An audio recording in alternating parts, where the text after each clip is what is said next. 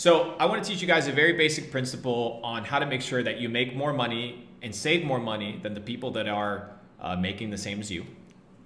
You can even become wealthier than the individuals that make more money than you by applying this very simple principle.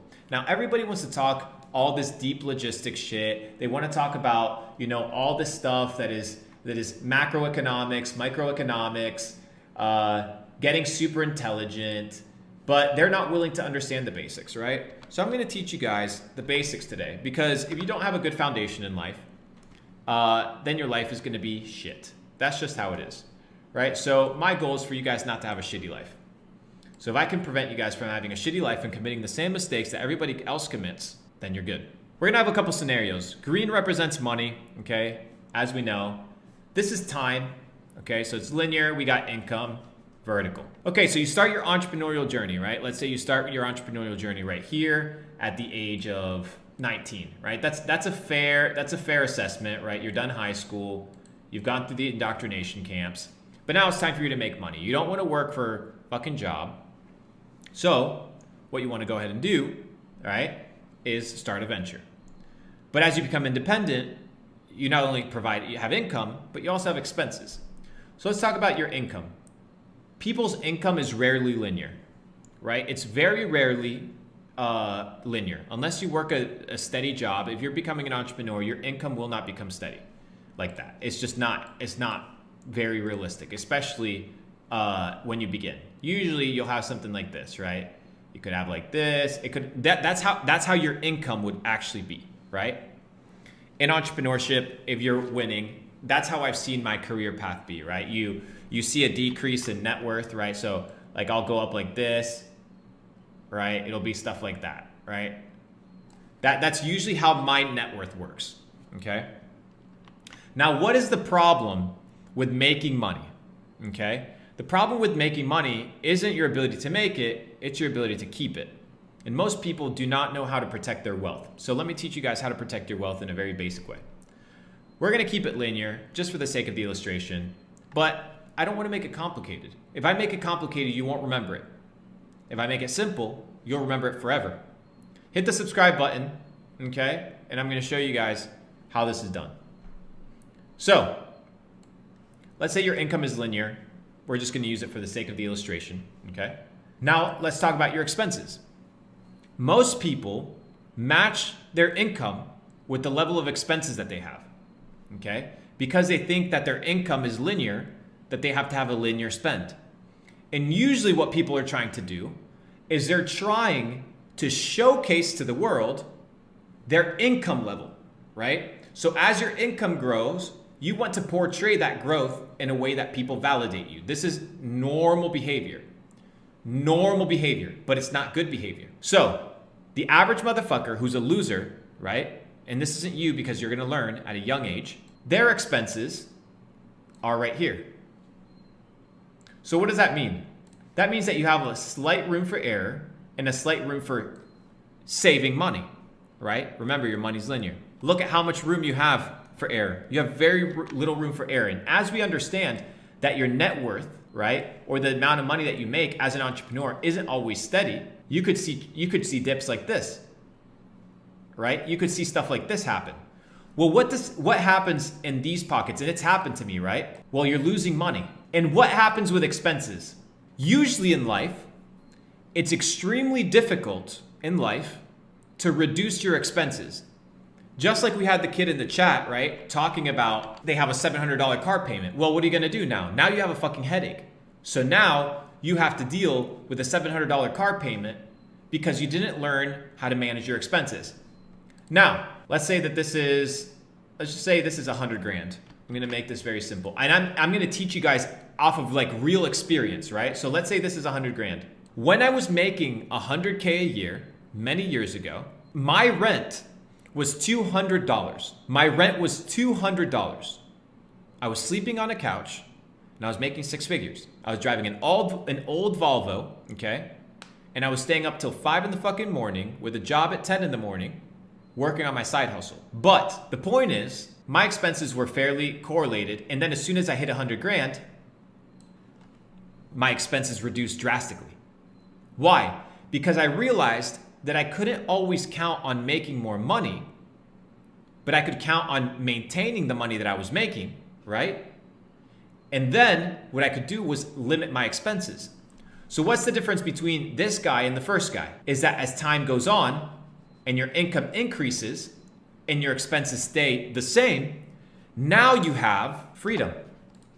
This right here, this gap right here, ladies and gentlemen, is your freedom gap. This right here is your freedom gap. Sounds sexual, but I like it. This is your freedom gap, okay? The bigger the gap is, the more freedom you're going to experience in your life. So right now, my current expenses in life are fixed, probably about 40 grand a month, right? 40 grand a month is what I spend probably every single month, right? That between houses, between, what else do I have? Buying random shit, I don't know, bro. 40 grand a month is what I spend, give or take. I don't like saying that number because to me it's a gross number. It's way too much. But it is what it is. So this gap right here represents freedom. Your goal is to be doing two things simultaneously when you're getting rich. Two things. One is making sure that you're always on a steady uptrend. If you fall below, right? If you fall below, make sure that your expenses, right? We're going to do the red line, but I don't care.